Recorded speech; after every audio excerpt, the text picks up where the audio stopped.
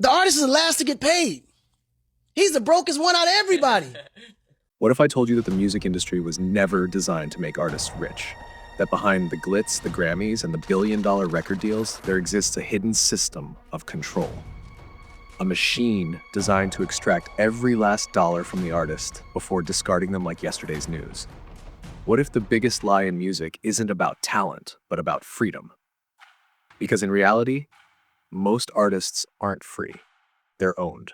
Hello. Oh my goodness. Hello. Ew. Strong Brittany. Yeah, it was a weird time. Ew. I'm embarrassed. Can we stop this? And the ones who decide who becomes a star, they aren't on stage, they're in the shadows. Executives, power brokers, the people who control everything. And they don't just control music, they control the artists themselves. The music industry has always been a place of dreams and nightmares. For every artist who rises to the top, thousands never make it. Some because of talent, others because they refuse to play the game. But what if the game was rigged from the start? What if success was never about talent, but about loyalty, obedience, and silence? Because the deeper you look, the more you realize the industry doesn't reward rebels. It rewards the ones who fall in line. The music business was built on power and control. From its earliest days, it wasn't just about selling records, it was about owning people.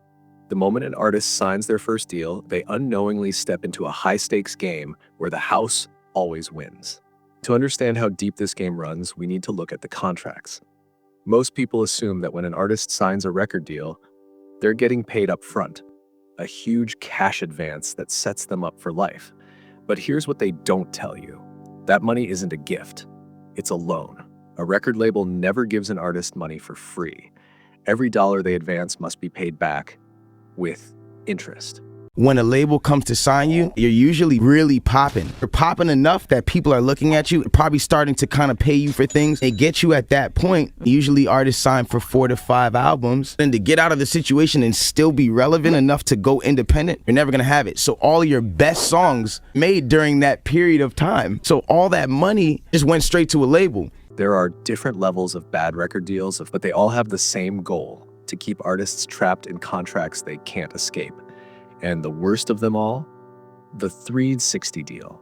A 360 deal means the label doesn't just take money from record sales, they take a percentage of everything. Music sales, streaming revenue, concert tickets, merchandise, endorsements, even social media earnings.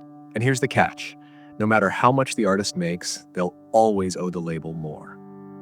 The fine print of these contracts is so predatory that even if an artist goes platinum, they might still be millions of dollars in debt. This is intentional. Record labels design contracts to keep artists in debt forever. Most artists never even own their own music. The label owns everything, including the masters, meaning the artist will never profit from their biggest hits unless they buy them back for millions.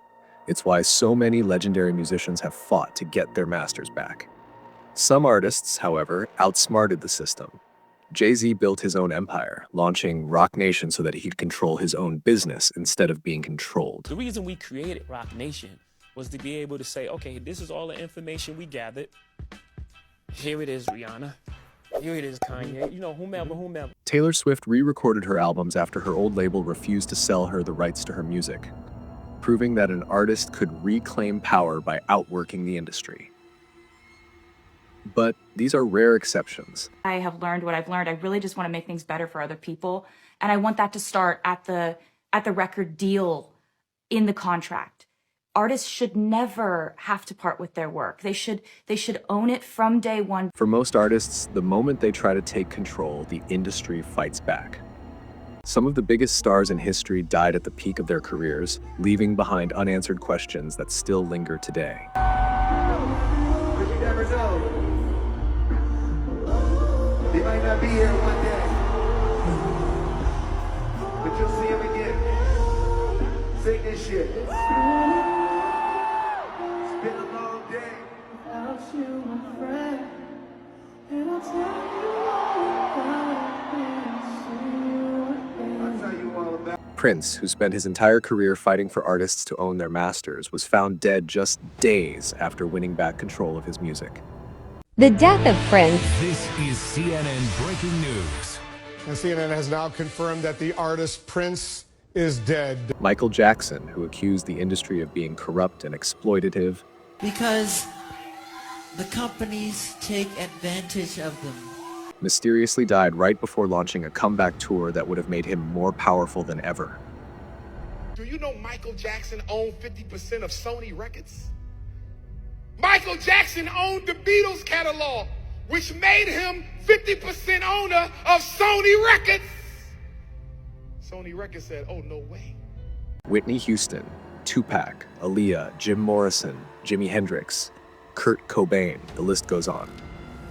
Every single one of them had one thing in common. They had all either fought against their labels, tried to leave the system, or spoken out about the truth. Decades ago, the biggest artists weren't just musicians, they were investments. Labels owned their names, their music, even their identities. Contracts were designed to keep artists locked in for life, unable to escape, even if they became superstars. In the 1950s and 60s, many of the biggest labels had direct ties to organized crime.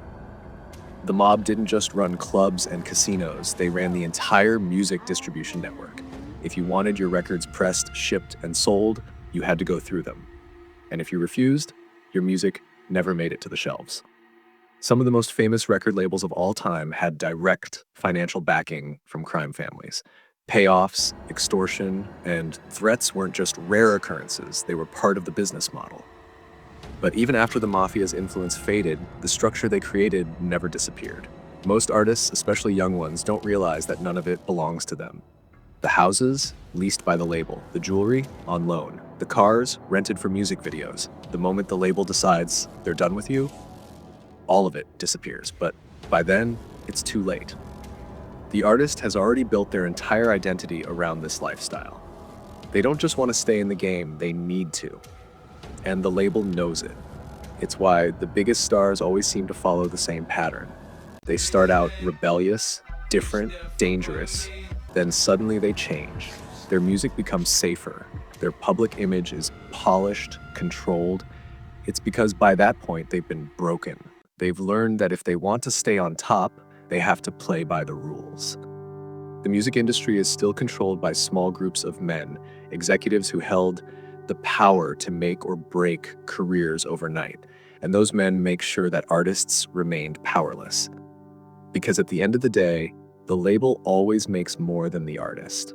And if the artist complains, if they start asking why they're working harder than ever and still struggling to pay their bills. You have more money than we have, Fantasia. You don't know that. A lot of artists that you see, they look like they have it. And we smile and we come out and we put on a good show. But in real life, some of them are struggling. That's when the real control begins. The industry has tricked so many artists into signing some of the worst deals imaginable, contracts so predatory that even platinum-selling artists have ended up broke. This whole game is not what it looks like. Majority of these people are not paid. Majority of these people are not actually popping, just get talked about in the media, and they're broke. TLC, at the height of their career, were the biggest girl group in the world, selling millions of records, breaking records, and dominating the charts. But behind the scenes, they were broke, because their deal forced them to split less than $1 per album between all three members. By the time they paid off managers, lawyers, producers, stylists, touring costs, and label fees, there was nothing left. At the 1996 Grammy Awards, when they were at the peak of their success, TLC was secretly filing for bankruptcy. I'll put it to you this way. We are the biggest selling female group ever. 10 million albums worldwide. We have worked very hard. We have been in this business for 5 years.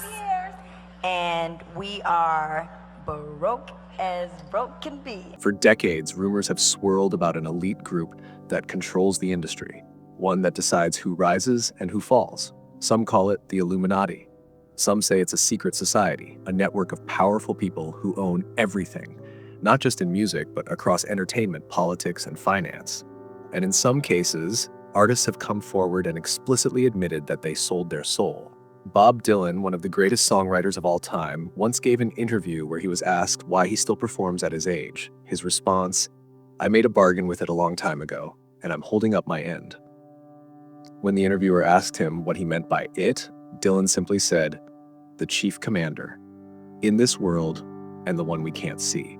Why do you still do it? Why are you still out here? Well, it goes back to the destiny thing. I made a bargain with it, a long time ago, and I'm holding up my end. What was your bargain? To get where I am now. Should I ask who you made the bargain with? with the chief commander. On this earth? And on this earth, and then in a world we can't see. Kanye West, in multiple interviews, has hinted at industry control, saying, "I sold my soul to the devil. I know it's a crappy deal. At least it came with a few toys and a happy meal." And me thinking twice about what it is that's really in my heart because of what people's reaction will be is me selling my soul. Katy Perry, who grew up in a deeply religious household, once said in an interview, "I wanted to be the next Amy Grant, a Christian singer, but it didn't work out, so I sold my soul to the devil." I swear I wanted to be like the Amy Grant of music. Yeah. But it didn't work out, and so I sold my soul to the devil. Are these just figures of speech? Or are these artists telling us the truth in plain sight? That doesn't always mean money, freedom, or even morality. It means someone close to you. It means blood. For years, there have been bizarre patterns in the industry. Artists who suddenly lose a loved one right before or right after reaching massive success. Jennifer Hudson, days before launching her solo career, lost her mother, brother, and nephew in a horrific triple murder. Kanye West, right before his career skyrocketed to the highest level, lost his mother due to what many believe was a mysterious botched surgery. Dr. Dre, right before he regained the top spot in hip-hop, lost his son in a sudden tragedy. Michael Jordan, although not a musician, lost his father in a highly suspicious murder right before winning another championship and signing a billion-dollar Nike deal. The pattern repeats over and over. Some believe these are just tragic coincidences. Others believe these are ritual sacrifices, a price paid to the unseen forces that run the entertainment industry. One of the most chilling statements came from Dave Chappelle, who walked away from a $50 million deal with Comedy Central. When he returned years later, he spoke about how the industry targets certain celebrities, saying Martin Lawrence was waving a gun around, saying they're trying to kill him, Britney Spears shaving her head, and Dave Chappelle apparently went to live in Africa. Maybe it's not us that's crazy. Maybe it's the industry that's sick. So let me ask you this. What is happening in Hollywood that a guy that tough will be on the street waving a gun, screaming, "They are trying to kill me"? Yeah. What's going on? Why is Dave Chappelle going to Africa? Why does Mariah Carey make a $100 million deal and take her clothes off on TRL? A weak person cannot get to sit here and talk to you. Ain't no weak people talking to you. So what is happening in Hollywood? The music industry has been built on a foundation of control, manipulation, and power. And in the end, the artist is always worth more dead than alive. When an artist dies, their record sales skyrocket. Their legacy gets taken over by the very people they were fighting against. And the industry moves on to the next star, repeating the cycle all over again. So ask yourself, how much of what we see in the music industry is real? How many artists are actually in control of their own lives? And how many are just playing a role, trapped in a system they can never escape? Because if there's one thing the industry fears more than anything else, it's an artist who wakes up, an artist who realizes they don't need the label, an artist who dares to walk away. But the people at the top, they aren't letting go of their power without a fight. Because if the truth ever came out, the entire industry would collapse overnight. So the real question is, who's really running things? Who decides which artists succeed and which ones fail? Who benefits the most when artists burn out, break down, or die young? And if the Illuminati is just a myth, then why do so many people at the top keep telling us it's real? If you found this story eye-opening, make sure to like, subscribe, and comment below. What do you think? Is the music industry just business, or is it something much, much darker? Drop your thoughts below. This story isn't over. Stay tuned and lock your doors.